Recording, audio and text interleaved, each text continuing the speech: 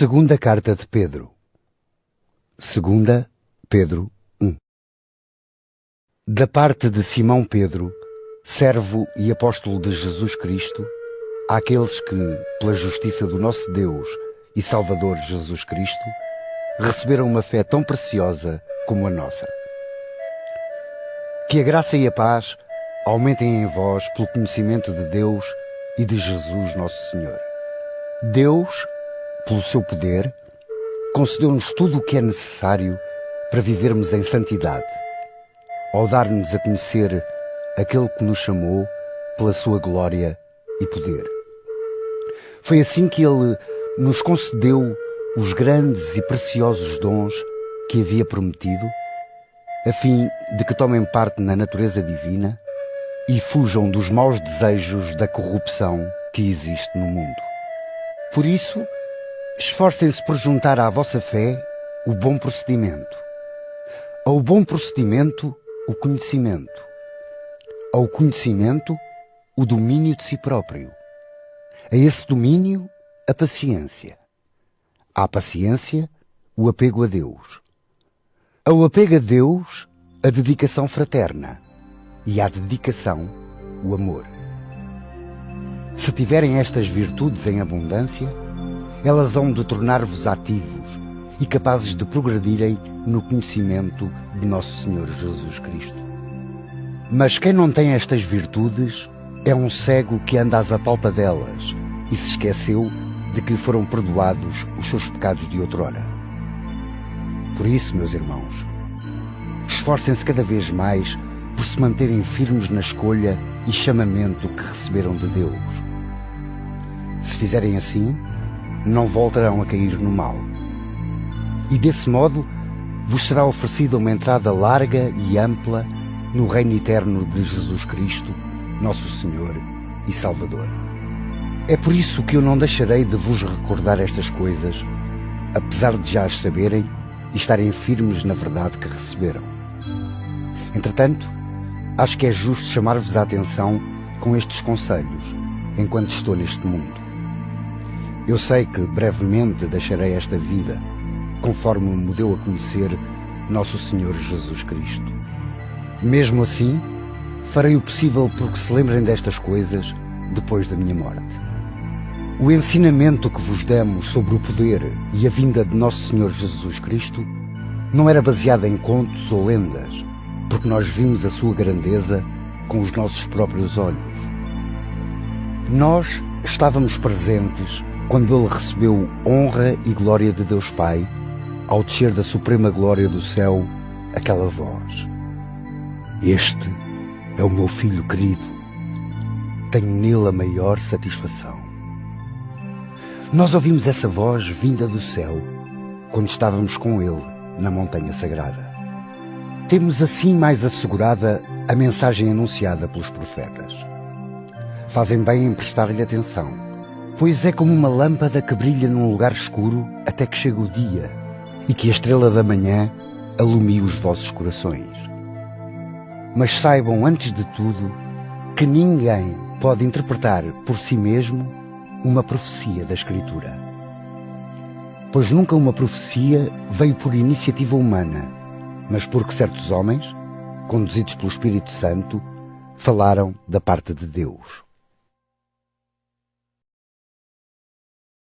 Segunda Pedro 2. Houve antigamente falsos profetas no meio do povo judeu, tal como haverá falsos mestres no vosso meio. Estes ensinarão falsas doutrinas e renegarão o Senhor que os resgatou, mas serão levados rapidamente à perdição. Muitos hão de seguir as suas devassidões, e por causa deles há de falar-se mal do caminho da verdade. Esses tais, levados pela ganância, hão de explorar-vos com ensinamentos falsos, mas desde há muito que o julgamento deles está feito e a sua perdição não tarda. Com efeito, Deus não poupou os anjos que pecaram e lançou-os no inferno, deixando-os presos nas trevas para o dia do juízo. Também não poupou aos antigos, pois mandou o dilúvio sobre esse mundo de gente má. Apenas se salvaram 8 pessoas, entre as quais Noé, que ensinava uma vida de retidão.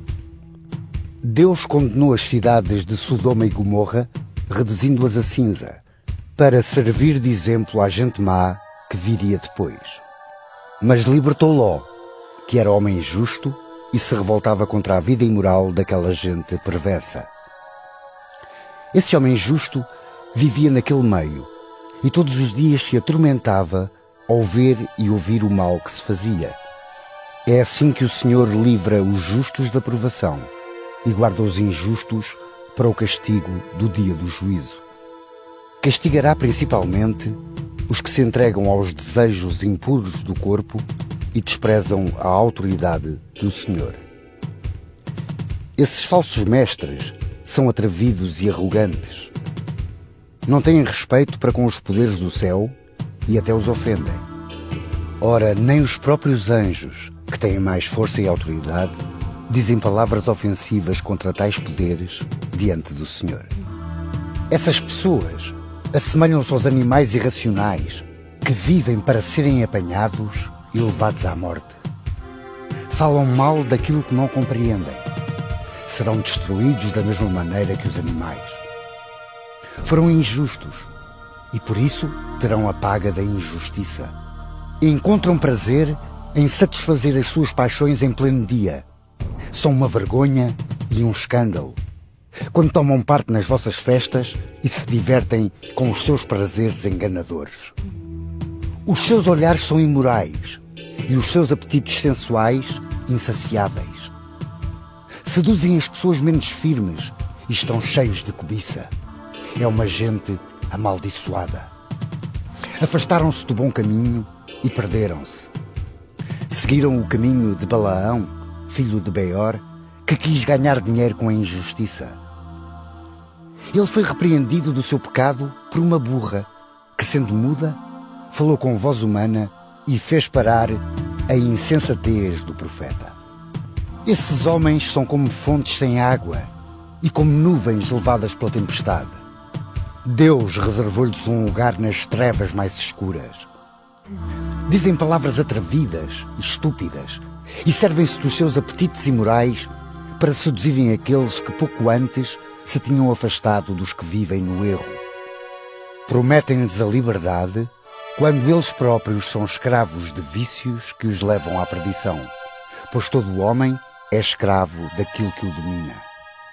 Com efeito, se as pessoas escaparam das corrupções do mundo pelo conhecimento de Jesus Cristo, nosso Senhor e Salvador, e depois se deixam novamente enredar e vencer por elas, o seu estado torna-se pior que antes.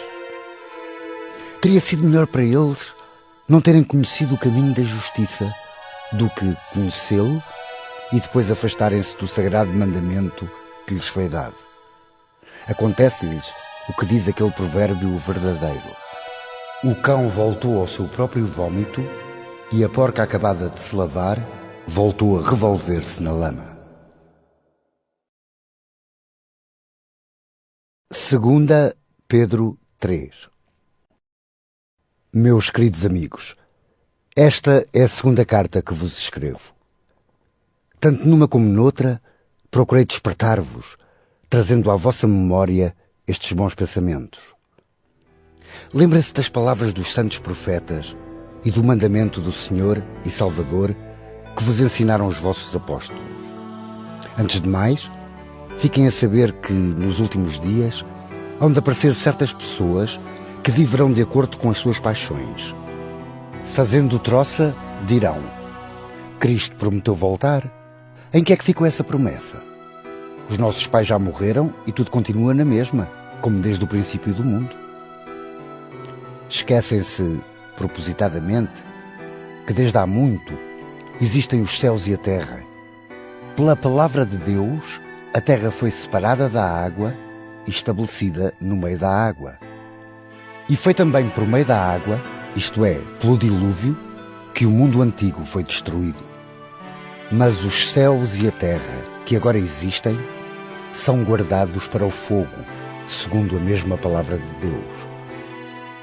estão guardados para o dia em que os maus serão julgados e destruídos.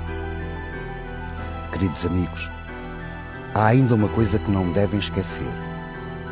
É que um dia diante do Senhor é como 1000 anos, e 1000 anos como um só dia. Não é que o Senhor demora a cumprir o que prometeu, como alguns pensam. É paciente convosco, pois não quer que ninguém se perca, mas que todos venham a arrepender-se. Porém, o dia do Senhor virá como um ladrão. Nesse dia, os céus desaparecerão com grande estrondo, os corpos celestes serão abrasados e destruídos, e a terra e tudo o que nela existe será queimada. Uma vez que tudo será assim destruído, compreendem como a vossa vida deve ser santa e agradável a Deus, enquanto esperam pelo dia do Senhor e se esforçam para que venha depressa. É nesse dia que os céus serão abrasados e destruídos, e os corpos celestes serão derretidos com o fogo. Mas nós, segundo a promessa de Deus, esperamos novos céus e nova terra, onde habita a justiça. Por tal motivo, queridos amigos, enquanto esperam por esse dia, façam tudo para que Deus vos encontre sem faltas, sem pecados e em paz. Reparem na paciência de Nosso Senhor. Ela é para nossa salvação, tal como disse o nosso caríssimo irmão Paulo ao escrever-vos, conforme a sabedoria que Deus lhe deu. Escreveu isso em todas as cartas, quando trata deste assunto. Nessas cartas, há passagens difíceis de entender, que os ignorantes e pouco firmes na fé explicam erradamente, como fazem com outras passagens da Escritura, para a sua própria perdição. Portanto, queridos amigos, já estão avisados. Tenham cuidado. Não se deixem cair da posição firme em que se encontram, levados pelos enganos dessas pessoas más. Pelo contrário, continuem a progredir na graça e no conhecimento de Nosso Senhor e Salvador Jesus Cristo. A Ele seja dada a glória agora e para sempre. Amém.